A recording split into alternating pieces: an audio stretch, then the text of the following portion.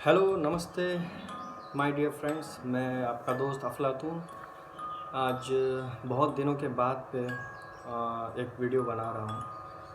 तो एक राइडिंग का वीडियो नहीं है, बट एक राइड से एक्सपीरियंस किया हुआ एक वीडियो आज मैं आपके सामने पेश कर रहा हूँ। तो जो कि अभी कोरोना का टाइम है, कोई राइड नहीं हो रहा है, कोई कहीं नहीं जा रहा है।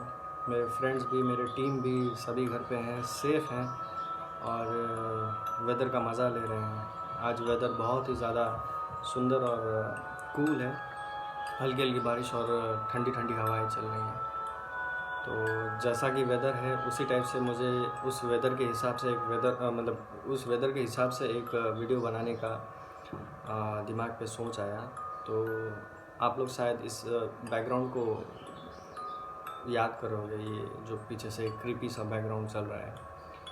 तो आज का वीडियो इसी बैकग्राउंड, इसी क्रीपीनेस को लेकर, इसी फील को लेकर मैं बना रहा हूँ। तो ये वीडियो एक्चुअली एक हॉरर फीलिंग से रिलेटेड है, जो कि मैंने फ़िलहाल ही अपने एक राइड पे, अपने एक फैमिली राइड पे फील किया है। तो ये वीडियो किसी को डराने के लिए नहीं है। तो ये वीडियो मैं स्टार्ट करता हूँ अपने कहानी से, जो कि हमारे साथ में हुआ है। सो एक अनप्लान्ड राइड था, जिसमें मैं, मेरा भाई, उसकी वाइफ और मेरी वाइफ तीनों निकले थे हम लोग यहाँ से। और करीबन दोपहर के 3 बजे थे।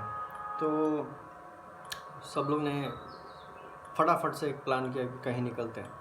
मतलब कहीं किसी को पता नहीं कि कहाँ निकलना है। तो एक अनसडन, मतलब अनप्लान हमने राइड टूर ये प्लान किया। फटाक से अपना बैग पैकिंग किया। बैग पैकिंग करके हम लोग सारा चीज़ पैक करके, सब कुछ खाने का 2-3 सामान और 2-3 कपड़े एक्स्ट्रा लेके गए थे, ताकि अगर वहाँ पर बारिश होता है या फिर ठंडी अगर रहता है या फिर कहीं पर ऐसा है, तो हम उस एक्स्ट्रा कपड़े को, एक्स्ट्रा क्लोथ को हम यूज़ कर सकें। और हमने सारा चीज़ इंतज़ाम कर लिया अपने बैग पे, और पैसे भी रख लिए। और उसके बाद पे हम निकले अपने गाड़ी पे। तो गाड़ी पे जब हम चढ़े, और उसके बाद में हम लोग यहाँ से निकलते निकलते जैसे हम पानी घाटा की ओर पहुँचे, तो वहाँ पर वेदर धीरे से चेंज हो गया और ठंडी ठंडी हवाएं आने लगी। तो उसके बाद पे पानी घाटा में एक छोटा सा रिजॉर्ट है, जहाँ पर हम लोग ने बैठ के थोड़ा सा टाइम स्पेंड किया। फिर वहाँ पर हम लोग ने प्लानिंग किया कि हम लोग कहाँ जाएंगे। तो वहाँ से प्लानिंग हुआ कि हम मिरिक जाएंगे। तो मिरिक बहुत ही सुंदर प्लेस है। यहाँ से मिरिक जाने तक का कोई, मतलब ऐसा नहीं है कि कुछ रास्ता ख़राब है, ऐसा कुछ नहीं है। मैं बार बार मिरिक जाते आते रहता हूँ, तो बहुत बार आना जाना रहता है मिरिक का, तो ऐसा कोई प्रॉब्लम नहीं। तो जब हम यहाँ से प्लान कर चुके थे कि मिरिक जाना है, देन हम लोग यहाँ से मिरिक निकले। तो मिरिक जाते जाते मिरिक के आधे रास्ता पर, जहाँ पर टिंगलिंग पड़ता है, वहाँ पर हो गया भाई भयंकर बारिश। तो वहाँ से बारिश होना शुरू हुआ, ठंडी हवाएं। हम लोग उस बारिश में भी निकल के 2-3 फ़ोटोशूट कर रहे थे, और वेदर काफ़ी सुंदर था, जो कि 4 बज चुका था और दिन का उजाला ही था। तो हम लोग वहाँ से निकले, टिंगलिंग से भी हम लोग निकल के हम लोग डायरेक्टली मिरिक पे पहुँचे। मिरिक से, अभी मिरिक में कुछ नहीं था। मिरिक पे लगभग 2-3 दुकान खुला था, वहाँ से हम लोग ने चाय पिया। और फिर हम लोग सोचे कि मिरिक में आके अभी हम लोग थोड़ा और आगे जाते हैं। तो एक्चुअली में प्लान हुआ कि लेप्चा जगत, लेकिन लेप्चा जगत पूरा क्लोज़ था। मैंने वहाँ पर फ़ोन किया था, तो वहाँ से हमारा प्लान चेंज हो गया। फिर हमने प्लान किया पशुपति। तो धीरे धीरे हम लोग मिरिक से सीमाना की तरफ निकल पड़े, पशुपति सीमाना की तरफ निकल पड़े। और जाते जाते अंधेरा हो चुका था। हम लोग पशुपति में थोड़ी देर रुके, वहाँ पर चाय पिया। वहाँ से जब निकले तो अंधेरा हो चुका था। हम लोग थोड़ा और आगे जाने का प्लान कर चुके थे। तो ये प्लान एक्चुअली मेरे भाई का था। तो हम लोग निकले आगे। निकलते निकलते रात हो चुका था, और रात के अंधेरे में धीरे धीरे रात के अंधेरे में जब हम गाड़ी चलाते हैं तो बहुत ही मुश्किल रहता है, वो भी हिल्स पे। और जो कि आपको पता है कि जो राइड कर चुके हैं मिरिक से सिमाना की तरफ, माने भंजांग की तरफ, लेप्चा जगत की तरफ जो रूट पड़ता है, वहाँ पर बहुत ही ज़्यादा फॉग बैठता है। अभी वहाँ पर हमें देखने को मिला कि फॉग इतना ख़तरनाक था कि रास्ता एकदम नहीं दिख रहा था। तो धीरे धीरे हम आगे बढ़ते गए। तो अभी इतना ज़्यादा अंधेरा था तो रिटर्न होने का कोई चांसेस नहीं था। तो हम लोग ने सोचा कि हम लोग वहाँ पर आज के दिन स्टे करते हैं, लेकिन एक भी होटल हमें वहाँ पर रहने के लिए नहीं दे रहा था और वहाँ से स्टे करना थोड़ा मुश्किल था। हम लोग धीरे धीरे करते करते लेप्चा जगत तक पहुँच चुके थे।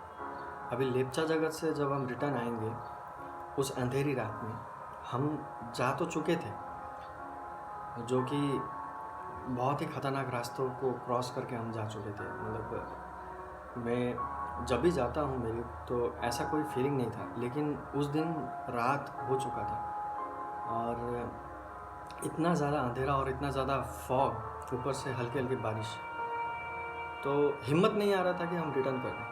तो हमने प्लान किया कि हम वहाँ स्टे करते हैं। तो स्टे करने का भी कोई चीज़ हमें मिला नहीं, वहाँ कोई भी होटल, कोई भी रिजॉर्ट, कोई भी होम स्टे नहीं था जो हमें वहाँ पर रख सके। तो लास्टली जब हम लेप्चा जगह पहुँचे और फिर हमने डिस्कस किया कि वहाँ कहीं हमें रहने के लिए नहीं दे रहे, तो हम रिटर्न करते हैं, यही हमारा लास्ट ऑप्शन था।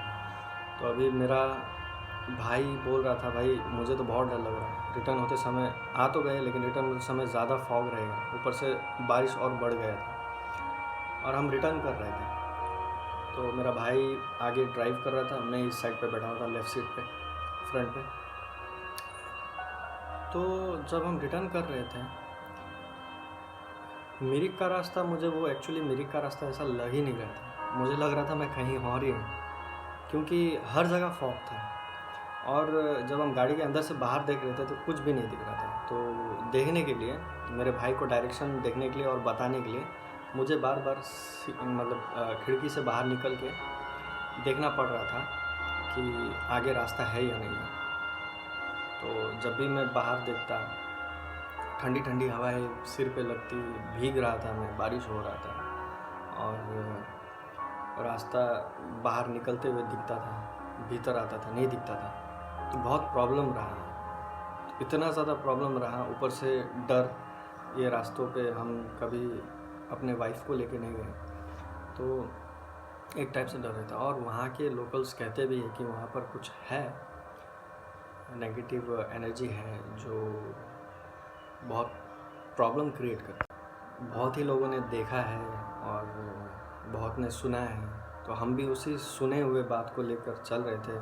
मन में एक डर था, दिल में, दिमाग में हर तरफ से एक डर बैठा हुआ था, ऊपर से रास्ता नहीं दिख रहा था। और सच बताऊं तो आदमी, इंसान उसी चीज़ से डरता है जो उसे दिखाई नहीं देता, बस वो इमेजिन करते रहता है कि आगे क्या होगा, आगे क्या होगा। तो उसी डर को लेके हम आगे बढ़ते रहे। फॉग इतना ज़्यादा कि हमें कुछ नहीं दिख रहा था, एकदम रास्ता ख़राब नहीं, टाइम ख़राब था वो, एक्चुअली रास्ता एकदम सही है मेरे का, लेकिन जब हम रिटर्न कर रहे थे फॉग की वजह से वो हमें ख़राब लग रहा था। कुछ जगह पे ऐसा लग रहा था कि जैसे हम रास्ता डाइवर्ट हो चुके हैं, मतलब ऐसा लग रहा था कि जैसे हमने रास्ता रॉन्ग टर्न ले लिया, लेकिन बार बार हमें यही फील हो रहा था कि नहीं, हम सही जा रहे हैं।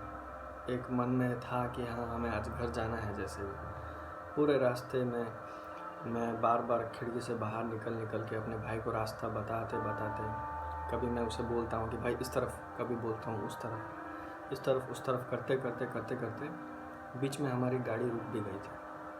पता नहीं कैसे रुक गई थी, लेकिन रुक गई थी और स्टार्ट होने में प्रॉब्लम भी हुई थी।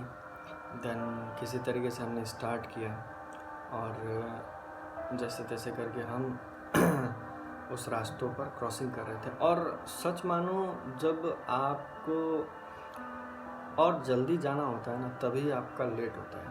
और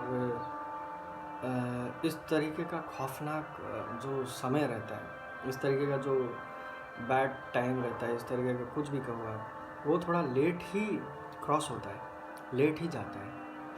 तो एक मोड़ पे मुझे याद है कि इस टाइप का फील हुआ था, शायद वो था या नहीं था मुझे पता नहीं। जब हम जा रहे थे तो मुझे 2 रास्ते दिखे, तो मैंने भाई को कहा कि भाई इस तरफ। तो जब हम उस तरफ कट गए थे तो मुझे लगा कि उस तरफ कोई खड़ा है, और खड़ा होकर मतलब हमें देख रहा है। ये चीज़ मैंने अपने भाई को उस वक्त नहीं बताया, क्योंकि वो ड्राइव कर रहा था। मैं अगर उसे बताता तो शायद प्रॉब्लम रहता। तो मेरे पीछे जो बैठी हुई थी मेरी वाइफ और मेरी बहन, मेरे भाई की वाइफ, उन्हें भी मैंने ये नहीं बताया। तो जैसे तैसे करके हम मिरिक पहुँचे, और मिरिक पहुँचने के बाद मैंने घर पे कॉल किया और बताया कि मम्मी आज हम वापस आ रहे हैं, जो कि हम यहाँ रहने वाले थे, लेकिन आज हम वापस आ रहे हैं बस। और मेरी मम्मी बार बार मुझे पूछ रही थी कि तू ठीक है ना, तू ठीक है ना।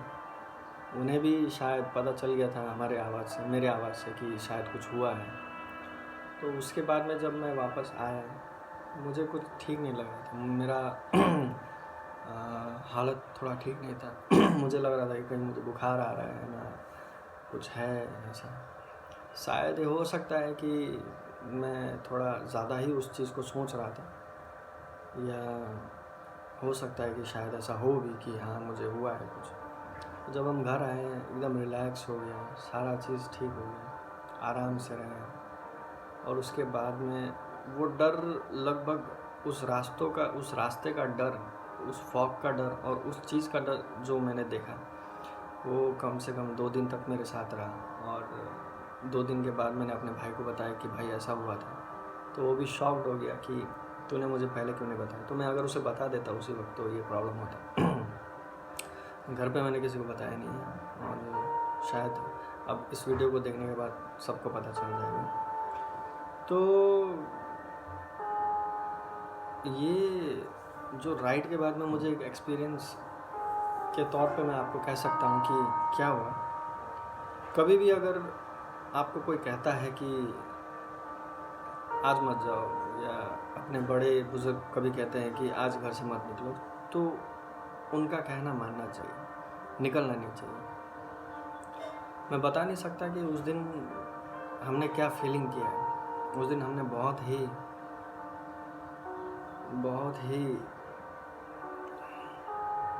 खराब फील किया है, और डर के साथ हमने उस रास्ते को कंप्लीट किया है। तो और यही मैं कहना चाहता हूँ, घर के बुज़ुर्ग अगर कहे कि आज के दिन मत निकलो तो मत निकलो। और रात का जो ट्रैवल है उसे हमेशा अवॉइड करो जिस जगह के बारे में तुम्हें पता ही नहीं। और जो कि मुझे पता है कि मेरे का रास्ता ये है, लेकिन उस दिन मैं खुद भी उस रास्ते को भूल चुका था। क्योंकि जब मैं किसी चीज़ को देखता हूँ, जब तक अपने आँखों पे विश्वास रहता है कि मैं इस चीज़ को देख सक रहा हूँ, तो मैं उसी जगह पे जाऊँगा। लेकिन अगर मुझे कुछ दिखाई नहीं देगा तो मैं किस तरफ जाऊँगा। तो ये उस दिन का प्रॉब्लम हो गया था। और मेरा भाई तो नया है, यहाँ पर कहीं जाता नहीं है। तो उस दिन उसने कैसे ड्राइव किया वो उसे और मुझे ही पता है। वो घर पे आने के बाद पे कह रहा था कि मैंने किसी चीज़ को देख के ड्राइव ही नहीं किया। वो बोल रहा था कि बार बार तू जो बोल रहा था मैं उसी तरीके से उसे टर्न मार रहा था बस।